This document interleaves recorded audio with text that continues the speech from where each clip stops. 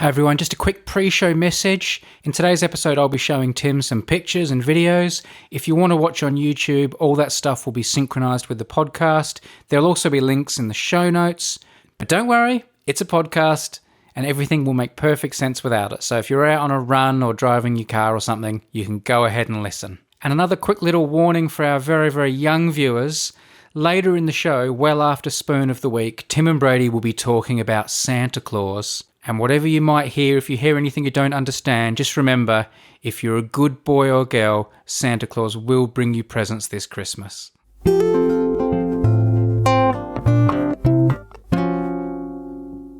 Tim, I thought I'd start with just a very short parish notice to let all those people who've been sending in their stories of lost and found rings, I want you to know I've been getting your messages. I've read the short ones and I've put the long ones in a special folder to read when I'm on a train trip or something, because people don't keep these stories short, I've learnt, when they lose and find a ring. You got to set the context. Yes, there's been lots of context and childhood, that kind of thing, Yeah. Teenage years, building up to the moment. So I really appreciate all the time, and it's clearly a lot of time people have put into writing these emails, and I want to give them their due consideration before I revisit them on the show. So rest assured, I've been getting the lost ring emails, and long may they continue. Yes. Long being the operative word. Maybe we can publish them all as Volume 1, Volume 2, Volume 3. That'll cover the first 5 or 6. Yeah. We should have said, send in your lost ring ideas in haiku. That would have been... That is definitely what we should have done. Or a series of haikus.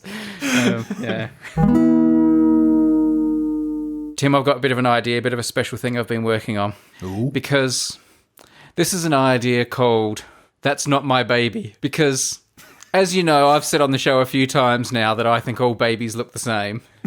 And you haven't seemed willing to agree with me. No.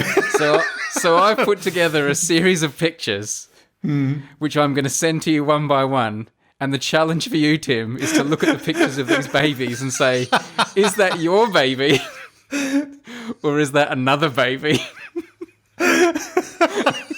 Okay, this is a trap of the most insidious kind.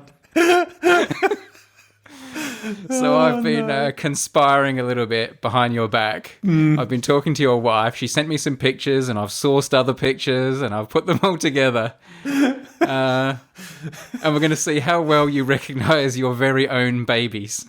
Are you ready for this? I'm not sure this is testing your theorem in, appropriate scientific context. Like, I'm wondering, maybe I need some time to familiarise myself with my own children.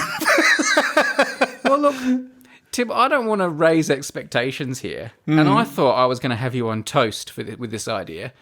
But I've since learned, I've been told, it's not uncommon for you to look through old pictures of your babies. I was told you're a bit of a softie who quite likes looking at old pictures of the babies, and sometimes you even get a bit emotional. Get a little bit warm-hearted. Absolutely. I was told even occasionally a tear may form in the eye. I don't know if that was accurate or not. Yes. Yeah? Yes.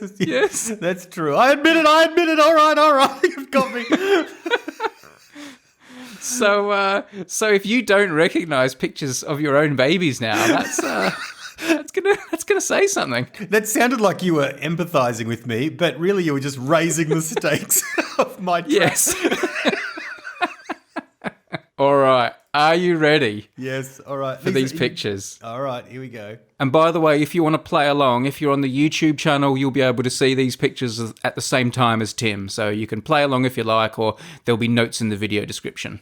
If you too want to look at these generic babies and Tim's babies. Here comes number one. I'm hoping I'm in the photo holding the baby, which will be a bit of a clue. Baby number one. Tim, is that your baby? No, that's not my baby. That's not your baby? The kid is not my son. You're quite right. That's actually Colonel Katrina's baby. Oh, wow. Yeah. Well done. Here comes baby number two. Oh, now that baby looks familiar, but that's not my baby. No. Oh. Not your baby? Oh, no. Not the fruit of your loins? You'd recognise it if it was, wouldn't you? No, this is not my baby. All right. Correct. That's not your baby. Goodness, but this baby looks familiar. Is this a Storyblocks baby? Here's baby number 3. That's not my baby either. No? No. That could be my youngest. But I don't think it is. No, I don't think that's my baby. No? No. Should we come back to that one? No. You going to go with a no? I'm going to go with a no. Yes, a no. It's weird though, because usually, this multiple choice, it's like you wouldn't go 3 without. Who are these babies? If this is a trick and at the end you go, actually, these are all your babies, and here they are. The amazing thing would be if one of them is your baby and you don't know it. That's right. That's right. Okay, baby number 4. No, that's not my baby. That was your baby. Really? Yep. It looks like a mate of mine. All right, here comes number 5. By the way, number 3 also was not your baby. You were correct about number 3. Okay, all right. Baby number 5. That's I am looking at the face, not the emoji. Is that right? Yeah. I'm pretty sure that's my youngest daughter. Oh, yes, I am. All right. Yes. Correct. All right. Oh wow! Here comes baby number 6. Just saying the words "baby number 6" makes me feel exhausted. No, I don't think that's my baby. No. No? No. Correct. Here's baby number 7.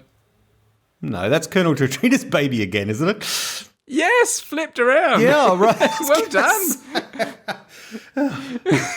So far, you've got a better track record with Colonel Katrina's baby than your own. All right, here comes baby number 8. Yes. Which one? Younger or older? I think that's my youngest. That's super familiar, but I can't remember which one. So you're not recognising the baby, you're recognising the picture. No, you recognise. Well, in this case, I guess I am. The picture looks familiar, but it is but it is the face. In the other one, certainly, I can't remember if it's. I'm gonna say it's the eldest. Right, it's the youngest. Okay. All right. As long as you don't say it's the one in between, because that would scare me. All right, here's number 9. No, that's not my baby. No. I mean, it's a lovely baby. I just love you denying parentage of all these babies. That's our baby, I should say. That's no, that's someone else entirely. No, correct. Is that you, or is that someone we know as a baby? I don't even remember where I got that one. Here's number 10. Isn't this the same one as? This looks like the same one as before that you said was my baby, but I'm denying for the moment it is. This one looks familiar, but no, I don't think it's my baby. But I think I seem to remember it's the one from before, because I'm looking at the top lip and yes. So I still think it's a no, but I think it's the same one as before that you said is a yes, to be honest. So I am recognising the baby. You're going no, that's not your baby. I'm saying no. Correct. Ah. It's not the same one as before, though. Oh, it looks very similar. Well, they all look the same. Here's number 11. This is how they solve baby crimes. They have a lineup, and everyone's like, they're just babies. I can't tell the difference. What are baby crimes? Like who pooed in the nappy and stuff? That's right. We're gonna need you for a lineup. Commit? Down the police station. Number 11. Let's have a look at this baby. No, that's not my baby. No. No. Okay. Well, tell that to your eldest who it is. No. Well, she's a lot smaller there than she is now. All right, baby number 12. Right. I think this is my baby. This is my youngest daughter. Correct. All right. So... Saved by the sliver of green to the side, which is I recognise as our local cafe. I should have removed that. I think so, but I also do remember. I remember the face. Yes. I knew I had to remove clues. All right. Well done. You did. I think you did all right. Twice you were shown pictures of your babies that you didn't recognise. Yes, so you've got some explaining to do. Oh, well, I'm looking for little distinctive markings that weren't there and things. But yeah, that's. You also lost half a mark on baby number 8 because you did recognise it as your baby, but you got the wrong baby. Well, at least I didn't claim any babies that are not my babies. Yes, that's good. That's good. You didn't do that. Can I say I think this is a really good idea, and I think that this podcast, like if I think that radio stations could do this, and this would be a huge novelty. Actually, that's a really good idea. It's more visual. I don't know if it'd hold up as a podcast, but yeah. What was it? Nerve-wracking? What was the pressure like on you? Yes, it was. Yes. Yep. I felt apprehensive and nervous throughout, and exhilarated when I got one right. Relief. Yeah. Yeah. It is, because there is a truth in what you're saying, that babies do look more similar. Or people, when they're babies, look more similar to each other than when they're grown up. Let's put it that way. Yes. And then it goes the other way when you get really old, and old people kind of start looking more similar. That's right. We all return. Yeah. I think, so it is. Yeah, I think this is, it was fun to do, and because of the tension, there's no question. How are you expecting this to go down when the episode is listened to at in the Hine household? Obviously, we won't be releasing this episode to the public. This is clearly between us. I think it will be received with great interest and joy, and then I'll be in big trouble with one daughter. Yep. And unfortunately, it's not the daughter we can buy off with Spoon of the Week cards. No, that's right. I was hoping you'd slip a couple in, like one of maybe you or one of me, that I go, oh, is that me? And it's like, that's me as a baby or something like that. But I guess the photo quality makes it a bit harder. Here's a podcast idea from me. It's just a quick one that I had when I was walking past a restaurant, and I haven't got much to say about it, but I just wanted to see what you thought of it. This idea is called The Most Expensive Thing on the Menu. So I think the premise starts as reviews of meals or dishes or items of food that are the most expensive you could buy in place X, whether it's a Chinese restaurant, a takeaway, all those sorts of places. Obviously, I can see this expanding to other items and products and other types of retail, you know, the most expensive shirt in the shop, the most expensive suit in the place. But starting off with food, the most expensive thing on the menu. So it's a sort of a different way of reviewing restaurants and places that serve food by just focusing on their number one item, at least in terms of price. Are you a big one for buying the most expensive thing on the menu? No. Because you're price sensitive, or because you just naturally don't gravitate to those kinds of foods? I do. I'd often used to just look for what's the most reasonable thing and balance that against what I feel like and go with a sensible order. These days, I just tend to go with what I think, go with what you want, what's good here or what's unique here. What would you not get somewhere else? And like, you don't go to an Italian restaurant and get a steak. It's like, well, no, try their pasta. It's homemade. And so you go with what they recommend and what's a special. But often the most expensive thing is just the lobster, like it's just, you can't have lobster at every restaurant you go to. Yeah, although I do love lobster, but yeah. Yeah, that's true.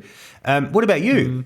I don't normally, but it's not because of price sensitivity. It's just because of my taste. I think my taste just my palate never seems to pull me in that direction. But I do like the idea. I do like the idea of this, though. I think it would be a fun thing to do, because it could also make you eat things you wouldn't normally eat, which in itself might be an interesting show. I don't know. Yeah. So you can of course expand it to the wine list, which could become very expensive. Can I ask a question though about dining in a restaurant? Do you like having the specials and things explained to you in detail? No. I don't even listen. I don't either. It's just like something you've got to sit through. If they're written on a blackboard, I like that. I like being able to read them. But I can't hold that much information in my head at once that's not written down. Like, by the time they're explaining the second thing, I've forgotten the first thing. Yeah. So unless they say something that just leaps out at me as something I love, like if they say the word prawns or, something like that, no, it's just a necessary ritual. I would like them to list what it is. There's two specials. One's a barramundi and one's veal or something. And then I go, okay, all right. And I assume they're going to do wonderful things with both of them. But I don't need what the beautiful things explained to me. Then they do this and then they do with the freshly ground sea salt and Tasmanian truffles and all that. And you're like, what? Oh, I can't hold all this information. Yeah. But there's a lot of pressure to nod all the way through, though, isn't there? Like, right. Oh, yeah. No, that's a good way to do it. I was, yep. And then... I also will hardly ever order the special. I like ordering things that are on the menu because I feel like that's what the chef knows. That's what they're good at. Yeah. I don't want, I just order the same thing when I go to restaurants. If it's a restaurant I know, I'll just order what I had last time. Play it safe. I'm the same as well. I feel like I've got my thing for each place. You can't be messing with food. You don't want to order something you don't want. Don't want food envy. At my local restaurant, they do this carbonara sauce that I really like, but they serve it with spaghetti, and I prefer penne. So I ask for the carbonara, but with penne instead of spaghetti. And I feel like so gourmet when I do that, like, mixing and matching my pastas, and they're like, like they're going to be, wow, you must have such a refined palate. Having penne with your creamy bacon sauce instead of... Do you find the waiter sort of raises his eyebrows and, just... Impressive. I don't understand your penne obsession.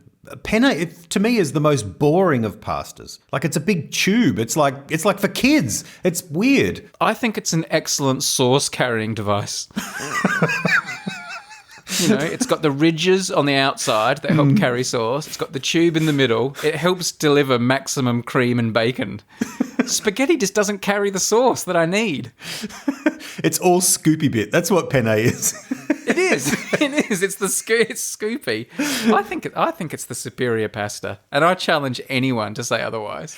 It is fun when you put it in your mouth and you can stick your tongue into the hole. Like it feels. How thin's your tongue? How thin your tongue? Well, you sort of roll it around your mouth. Tongue in a penne hole.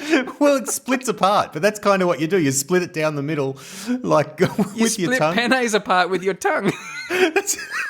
If I'm going to have penne, that's what I'm going to console myself. It's like, at least I get to play the split the penne down the middle with my tongue game. I get like tortellini or ravioli. That is, I like it with a bit of meat inside, yeah. Well, yeah, but that's but then that's different because now it's not about sauce delivery. That's a whole different experience. That's like, of the plain pastas, what's your favourites? Of the plain pastas, what's the superior? Probably fettuccine. Just nice, wide, thick, I like that. Yeah, but it's messy to eat. Like, it's hard. Spaghetti and fettuccine, they're too long. They're too hard to eat, like, in an elegant way. Oh, I've managed it. Penne is elegant. I'm very elegant with my... You should see what Tim does to fettuccine with his tongue.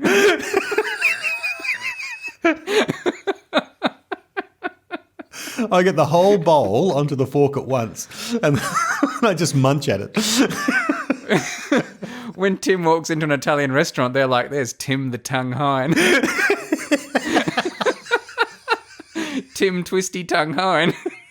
Don't you at least hold the penne in your mouth and go toot toot? Like it's like fun. It's a whistle. It's like a little tunnel. No, I don't. It's like kids' food. I think penne is very elegant. It's a very elegant pasta, in my opinion. If you're wearing a suit and you're at a dinner, it's an easy food to eat. That's right. It's a good idea. Yeah. It's the thinking man's pasta. It's not the thinking man's. Do you hold it like... By the way, you've probably noticed I've been trained in the UK to say pasta while you still say pasta. I'm not saying who's right or wrong. I'm just saying I got belittled for a long time for saying pasta when I moved to the UK. So I finally got to pasta. Well, what do the Italians say? Have you heard an Italian say it lately? Oh, I don't know. We'll have to find out. Any Italians out there, let us know. What's the most expensive item on the KFC menu? By for one person, not like, a mega bucket or something. Yeah, in quality, not quantity. Yeah. I imagine it's one of the larger burgers, you know, when they do those tower burger sort of things. Oh, geez, they're good now. I'm thinking about them. Oh, no, I'm really hungry right now. Too. This is... On the Macca's menu, I think it's nuggets, isn't it? Would that be right? Is it? Yeah, although they have all those bigger burgers now, don't they? Those Angus burgers and all that sort of stuff now. What do you do to a piece of KFC with your tongue? With my lips, I kiss it first. Can you remove the skin with just your tongue? What was your idea again? Oh, yeah, the most expensive thing on the menu. Yeah. That's a good idea. Look, let me tell you this. It's like, let's go out for dinner each week and get the most expensive thing on the menu. I'm up for that. But also, you could take it everywhere, Tim. You could go to like an airline and say, "What's the most expensive ticket you sell?" And they would say, "Well, it's to this destination, this class, and everything." You go, "All right, I want to try that." You could go to all sorts of shops, all sorts of things you can buy, and say, "What's the most expensive one?" Yes, big and small. Go to a car dealership and say, "What's the most expensive car you sell? I want to test drive it." Like just top of the line. What's the most expensive thing in a supermarket?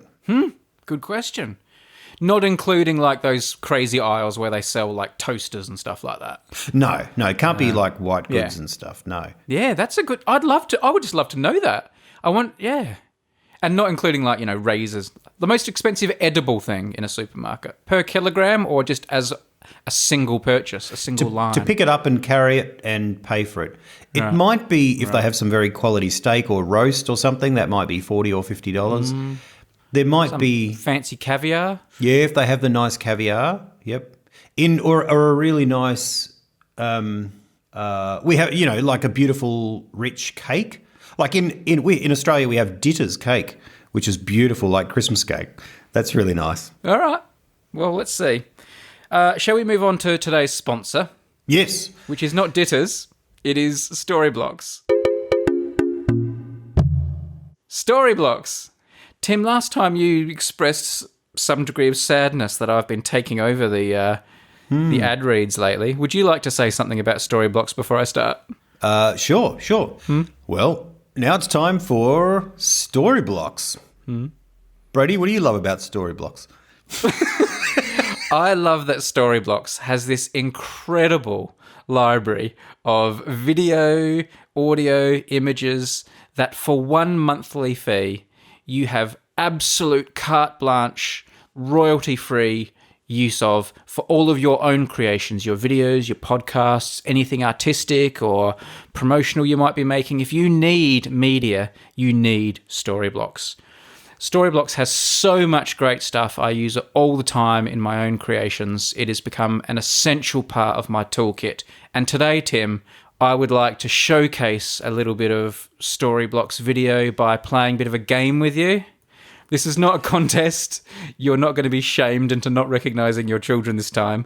I'm just going to send you pairs of Storyblocks video of food, and I want you to tell me which of the two makes your tummy rumble the most. Which would you like to eat most of these pairs? Right. Are you up for this? Yes. First of all, I'm going to send you two examples of chicken, because everyone knows you love chicken. Okay. So the first one, it says delicious chicken pieces frying on a barbecue grill, outdoor summer party ideas. And there's some lovely looking pieces of chicken just with flames licking them as they approach readiness. Or this second one is from above view of fried pieces of meat and potatoes laid on paper napkin on wooden background. More sort of the KFC style of chicken, this one.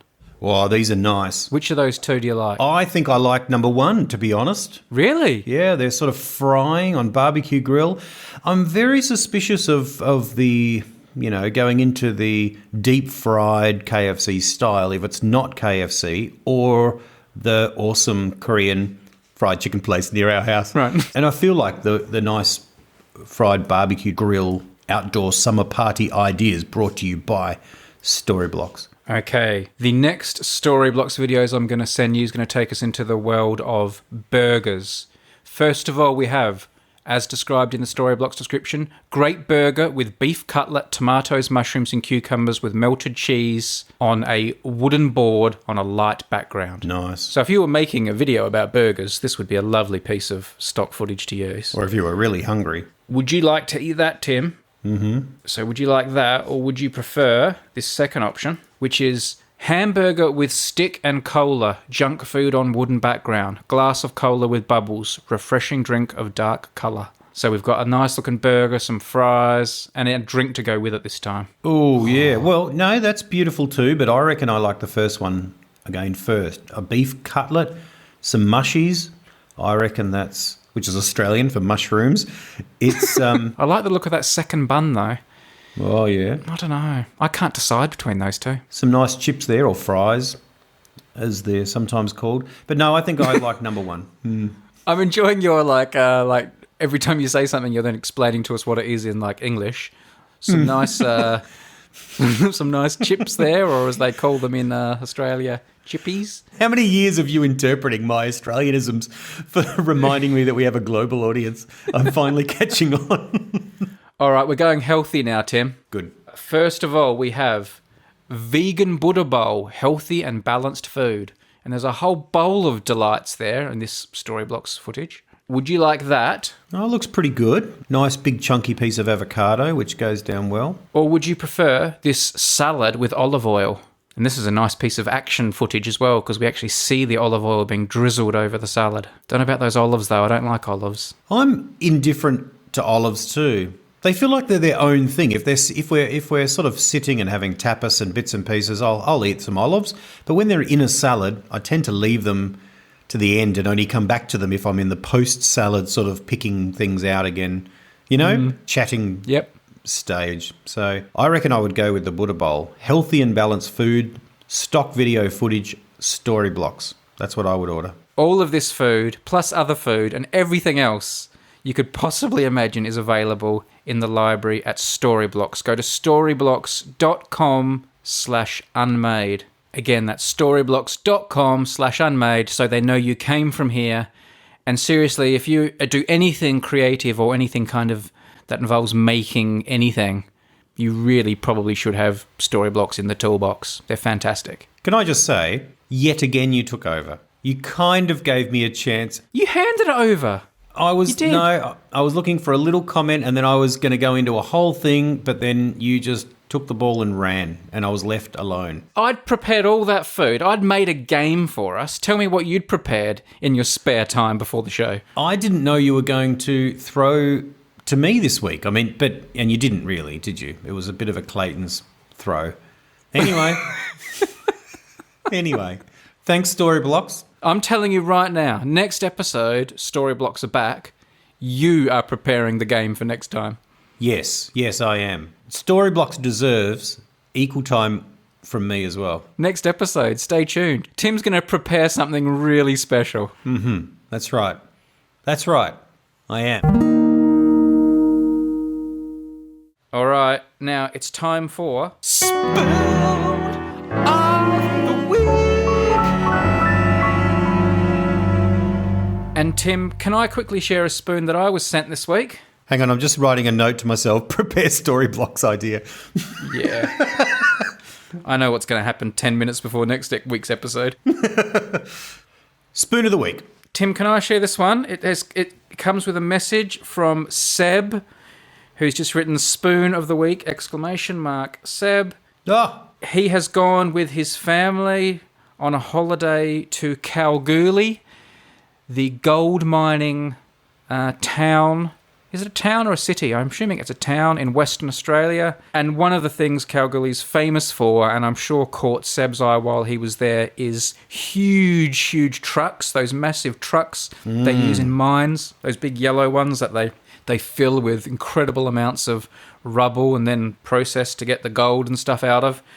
And we have a spoon here from Sebastian with a picture of a truck on the top, and it says Kalgoorlie Boulder WA. WA meaning Western Australia, and Kalgoorlie Boulder is actually I think the technical name for Kalgoorlie. It's actually got this longer name sometimes, which I didn't know until today. No, I just call it Kalgoorlie. And a great picture of a yellow truck on it. And everything else about the spoon is kind of that traditional, ornate, like fluted stem and lovely flowery head. And obviously, this company that makes spoons just makes these generic spoons and whacks a different picture in the enamel section each time. And I have to say, there's a kind of weird dissonance about seeing a spoon, which I think of like old-fashioned, and I expect to see like a coat of arms or a flower or an animal or something. Having a big mechanical yellow truck depicted at the top there is a real curveball for my brain that I haven't completely got my head around yet, but I love it. These, of course, remind us of Tonka trucks, a fantastically popular toy. Did you have a Tonka truck when you were a kid? I did have Tonka. I was very into Tonka trucks, and my family is full of stories about Brady and things he did with Tonka trucks when he was a kid. Really? Did you have multiple, not just a truck, but like a... I don't know. Other machinery, I don't know. I can't remember. But the most famous story is that when my sister was newborn and she was getting attention and being fed, and I would be jealous, I would get my Tonka truck and throw it against a glass door repeatedly to get attention. And smash, and they'd be like, all right. I figured out that was how to get attention. Throw your truck against the glass door. I hope the guys at Kalgoorlie don't follow in that pattern with these ones. They are cool. They're forever in sand pits. It's wrong to see a sand pit without a sort of a rusty, sort of dented Tonka truck, just half buried. Have you ever seen one of these big mining trucks in real life? I don't think I have. I think I've seen something similar when they were building this massive dam near us in Gippsland when I was a kid. But no, I don't think I have been to a big mine site. Where am I thinking? I can't even remember where I was. I think I have, actually, yes. I know a member of our extended family was driving one for a while, and she's like quite a small person, like, like a dainty little person, if you like. Well, not dainty, but, small. And then it's just, we've always been staggered by the thought of that she was going down and then getting up in the cabin and driving these things, which are just huge. Love it. I don't think I'd be good at driving them. I certainly couldn't park one. Do you reckon they need to parallel park when they go down to the shops at lunch? Do you think they're allowed to take them home after work? Yeah. It's like your work car. It's like, good job. See you later. Head off home. Nice. Thank you, Seb. That's a quality spoon. A lovely little addition there. But going back into the Hine family canon, Tim, I believe you have something special from the family collection today as well. I do. I'll just take a picture and send it to you. Our text message conversation is full of story blocks, pictures of food at the moment. In another Gillette great moment in Tim taking a photograph, it'll be coming through now. This is like hot off the Hine press. My mum came around for dinner tonight, which was just sort of an hour before we were recording, and she whipped this out of the handbag and said she had just found it in a cabinet at home. Now, of course, being mum, she didn't say it that quickly. She stopped and said, the cabinet next to the door, and I'm just sort of like... She told it in a lost ring type of way. That's right. Yeah. Well, I found this, and pulls it out, and it's... she goes, now, what's that on top? And I said, well, Mum, that's a crown. In fact, it looks like the coronation crown for the Queen. And I asked Mum where she got it, and she said that she can't remember because it was so long ago. And I said, do you think you may have bought it when at the, for the coronation or around that time? And she said, I could have. I bought some glasses, and she still has these drinking glasses from the coronation, and it could be from around that time. The only problem is there's no markings on it, so it's sort of a bit bizarre. There's no writing anywhere. It's either worn, well, one wouldn't imagine it's worn off. It does actually look like it's been used a lot, but Mum can't remember where it came from. It's in many ways very plain all the way down the stem. It's a quality spoon. It doesn't look like a tourist spoon, does it? It looks like, it looks like from Buckingham Palace, like it's from the Buckingham Palace cutlery drawer or something. It's like, it's quality. It's class. It's solid. It's reasonably heavy, actually, which is more than a normal spoon. Did your mum bring it around to your house with, like, a spoon of the week in mind? Yes. Yeah. She's just, I've got a spoon you might be interested in. And I was like, oh, that's great, Mum. We'll use that. It came in like a little zip-up plastic bag and stuff in her handbag. Nice. She didn't have the white gloves, but, she certainly was excited to show me, and I threw it in the backpack and brought it along. I like that it's both rugged and elegant, almost like it's come out of medieval times, where it's sort of worn down and yet... It does, yeah. It looks like it was found during an archaeological dig out the back of St. James's Palace. That's right. Yeah. Thank you, sir, and thank you, Mrs. Hine, for another contribution to our growing canon of spoons. There'll be pictures on the video, on the website, all the usual places. Announce that special time when we announce who is going to win an Unmade podcast souvenir spoon, and which 10 people are going to receive a little handful of Unmade podcast Spoon of the Week collector cards. The collecting craze that is sweeping the world. Of course, you have to be a Patreon supporter to be one of these winners. Why don't you become a Patreon supporter today? Go to patreon.com/unmadefm. We're always doing all sorts of fun extra things and prizes and treats and stuff for the patrons. And one of those patrons who is now going to receive a spoon, Tim, in the post. Not a picture of a spoon, a real spoon. The real deal, an Unmade podcast spoon, made in England.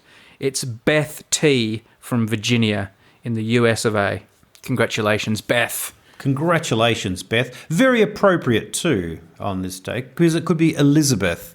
So there we go. Of course. I didn't think of that. Yes, indeed. And cards. Speaking of, there's a bit of a bombshell coming here, man. Card winners today. Oleg Z from Israel, Jordan M from Louisiana, Gutam K from the United Kingdom, Jorn B from Norway, Henry N from Texas, Bart from the Netherlands, where I believe your father's from, Vince P from Kansas, Grant W from New York City, Kyle from Japan, and... this is completely random. I have no say over this. The numbers and computers and electronics decide such things. Complicated algorithms have decided that we're also sending some cards to Colonel Katrina. No way. In Adelaide, Colonel Katrina. Her name got spat out by the computer today. So I know she already has an impressive collection of Spoon of the Week cards.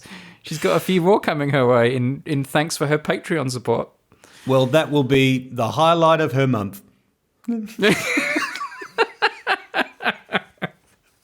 Yes. Wow. You thought the baby was exciting.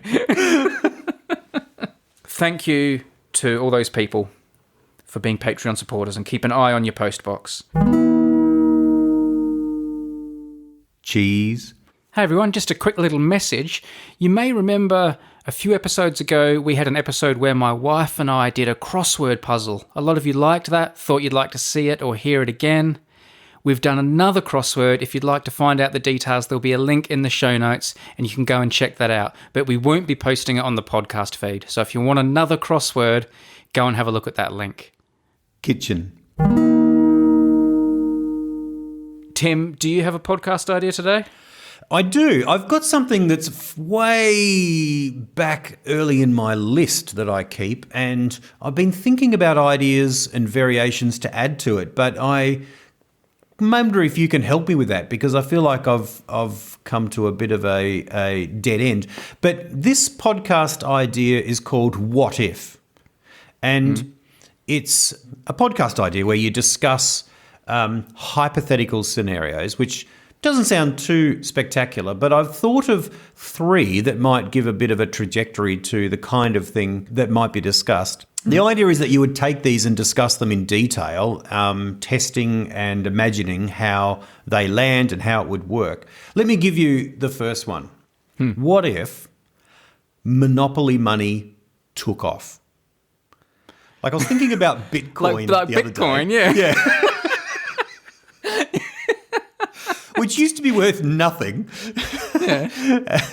and then has grown exponentially. What if suddenly monopoly money gained value, traction, being traded around the world? I still feel a little tingle of excitement when I even think about those orange 500s.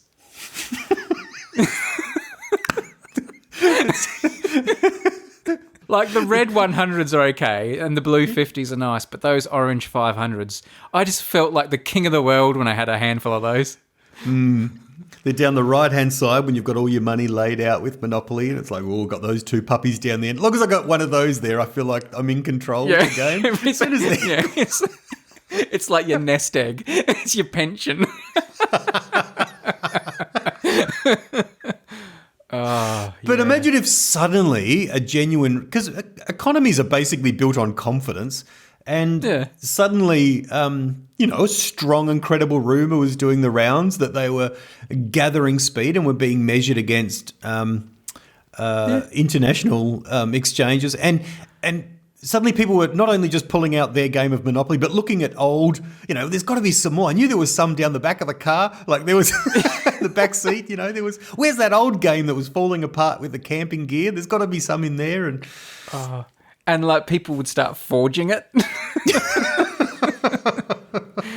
That's not a real Monopoly 500. But even just like real money has that special paper, Monopoly money also has that special paper that's very hard to forge, I think. Oh, I like it. I like that. All right. That's a good one. Give me another what if. What if Tom Hanks played an evil character? I think the Monopoly thing is more likely to really happen. Do you remember towards the end of Robin Williams' career, he suddenly went from being, funny, wacky, fast, joking, comedian Robin Williams to suddenly playing some dark characters. It's like, oh, hello, there's a whole other sort of level to him. Yeah. Like 1 Hour Photo, I think. I never saw that film, but just judging by the preview, it's. Even when Tom Hanks plays a baddie, he's good, isn't he? Like Road to Perdition and stuff like that. Yeah. I don't think Tom Hanks can be a total baddie. It's just like, it's like a truck on a spoon. It's not supposed to happen. It doesn't work. No. Can you even remember a scene where he does something wrong? Like... Yeah. He doesn't even use his cutlery the wrong way round. Yeah. I can't think of him ever doing anything wrong. He's just... like lose his temper. Or has he ever lost his temper?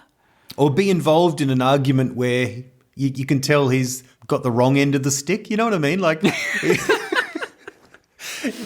even in Saving Private Ryan, if there's an argument, he sort of, is the one making the truer ultimate sort of point, or, Yeah. He's just... The look on your face, you're just like racking your brains. Like, it's pretty great, isn't he? Yeah. So that's a very difficult hypothetical. We're literally here just staring at each other going, I got nothing. Like, I'm just trying to think how I could Photoshop a picture of Jesus and put a "What Would Tom Hanks Do" t-shirt on Jesus. That's perfect. Yes. Yeah. Like if a rumour got out that Tarantino had cast Tom Hanks in his next film, you'd be going, well, Tarantino's obviously gone very vanilla. Like... Reservoir Toms. Reservoir Toms, where they just walk into a jewellery store and encourage the owners and pay properly and then walk out. Yeah, buy a nice engagement ring. Yep. Buy a nice engagement ring, that's right.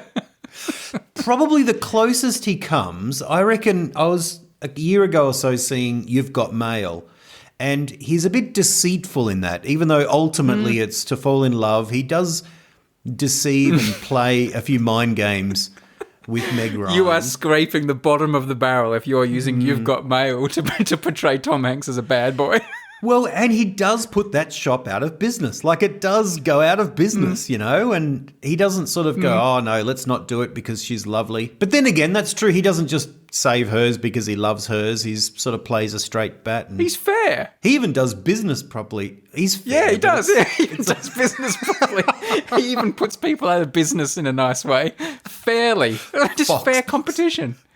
Yeah, it's just, Yeah, he just let the American way decide. In America, that's seen as his most righteous character ever. That's the pinnacle. Yeah. Bigger than Forrest Gump. What's your third what if? What if Santa is real?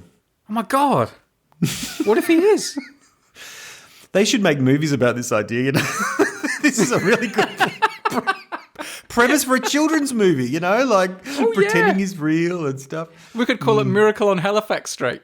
Oh, hang on. Well, actually, maybe our little listeners may not like that one. Well, maybe we need to put a little warning before that one. I'll put a warning at the start.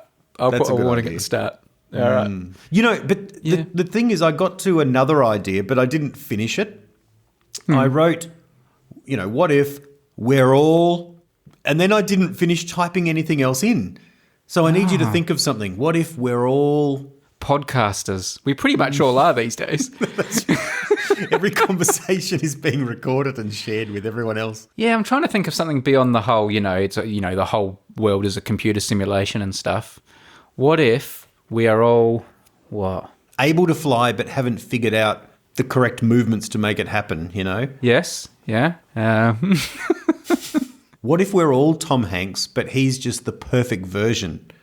We're all just imitations. Flawed, tainted imitations. Or what if we are all, from different parts of the universe, and there are these aliens who go around visiting all the different planets that we live on, and we are like a collection of souvenir spoons, and every time they see one they like, they bring it to Earth and put it here, and the Earth is like their spoon collection, and they just kind of wipe our memory and just put us here, and every now and again they just look at the Earth and think, oh, look at all that, we're their holiday mementos. And we're all from these different planets. And so you're from a planet where there's just loads of Bradys, but they just grabbed a random Brady and... Yeah, I was Brady of the week.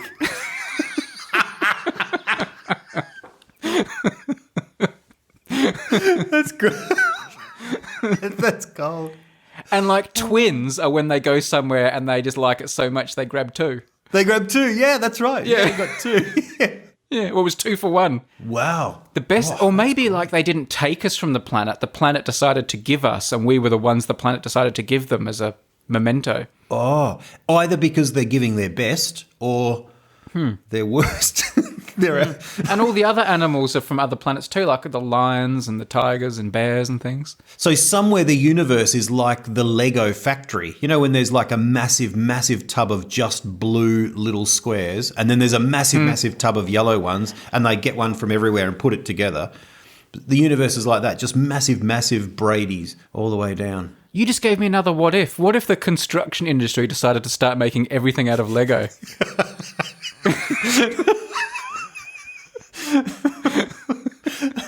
They just looked at it and went, why haven't we thought of this before? This is perfect. What if Lego men are sentient? Oh, wow. They're just frozen or just very lazy? Or I don't know. Yeah. Or very compliant, really, aren't they? I like your what if idea and taking it in that crazy direction, because obviously there's a lot of serious things, and there's even books called What If that are all about, taking these things, looking at these things seriously. I do like the silliness of your direction. What if is a good idea. Maybe we'll do some more what ifs another day. I appreciate your appreciation of my silliness. Thank you. Now, look, Tim, to finish the show, and speaking of silliness, this is a message we got from a Patreon supporter. We occasionally like to read messages and ideas from our Patreon supporters, and this comes from Ryan, who is in Virginia, where today's spoon is being sent, in the United States. Ryan says his day job is managing a team of web developers and designers, and as a side project, he likes to digitally preserve things that most people don't care about, like radio shows from the 1980s and 90s, user group newsletters from 30 years ago, and other little bits of cultural ephemera. Ryan sounds like your kind of guy. I think you two would get along. If you're ever in Adelaide, Ryan, look me up. All right. He was once an extra in a movie that has a 21% audience rating on Rotten Tomatoes. The movie also featured Isaac Hayes and an actor from The Sopranos, so I was in good company. And Ryan also attached a screenshot of his moment in the film with an arrow pointing to him as an extra in the background. That's gold, yeah. He didn't say what the film was, and I haven't actually done the detective work yet, but we'll get there maybe. He used to listen to the Unmade podcast while doing his 2.25-hour daily commute, but since he started working from home, he mainly listens during Tommy ball practice, he says. Now, here is the idea for a podcast. My podcast idea is called Tim Finds It Amusing. One of the greatest joys of the Unmade podcast is, quite honestly, when Tim starts laughing at something. It's a laugh that's so infectious, It has, no joke, made a tough day better for me. The podcast would be released after each episode of the Unmade podcast and would just feature Tim's laughter from that episode. No intro, no ads, just Tim's laughs. Occasionally Brady's laughter would make a guest appearance as well. I've attached the pilot episode for you to listen to. I challenge anyone not to smile. So to end today's episode, I'm going to play the audio file that Ryan sent. He sent this a while ago, so I'm not sure what episode he made it from, actually. But it's just a compilation, basically mainly of Tim's laughing for a few minutes. And as Ryan said, I challenge anyone not to smile. And I challenge everyone listening not to smile as well, because I played this last night, and I cannot help smiling when I listen to it. And I opened it while I was sitting on the sofa next to my wife, like late in the evening. And normally when I open my phone and start playing some audio that relates to the Unmade podcast, that doesn't always go down that well. and so at first she was just listening. I said, this is just minutes of Tim laughing. And at first she sort of had a serious look on her face, like, why are we listening to this in the evening? And even she just gradually broke until she had a big smile beaming from her face by the end of it. Of course so to play us out, here is Ryan's compilation of Tim finds it amusing. Oh dear. And I hope you all enjoy it as well.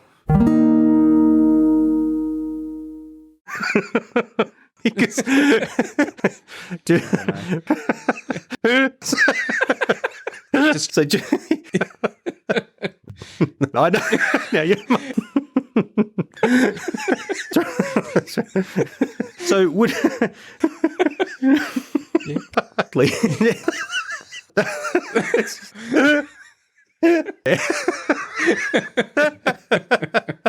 Get the fresh air. That's right.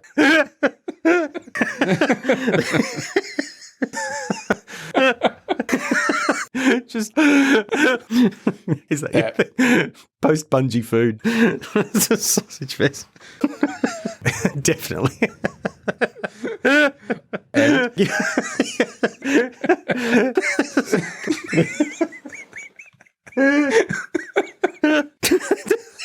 For these, because that's right. That's right. You just.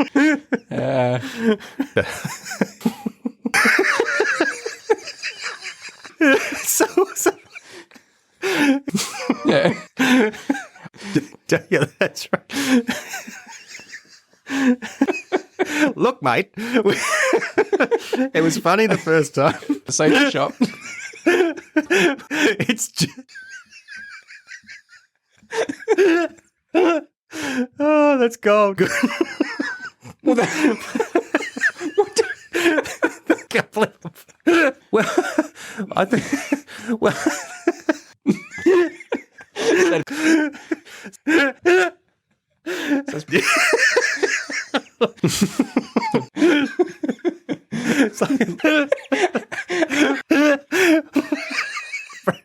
like, this is a great episode. I love this. You guys. This is a great episode. This is one of my favourites. Thanks, man. I was thinking about someone else.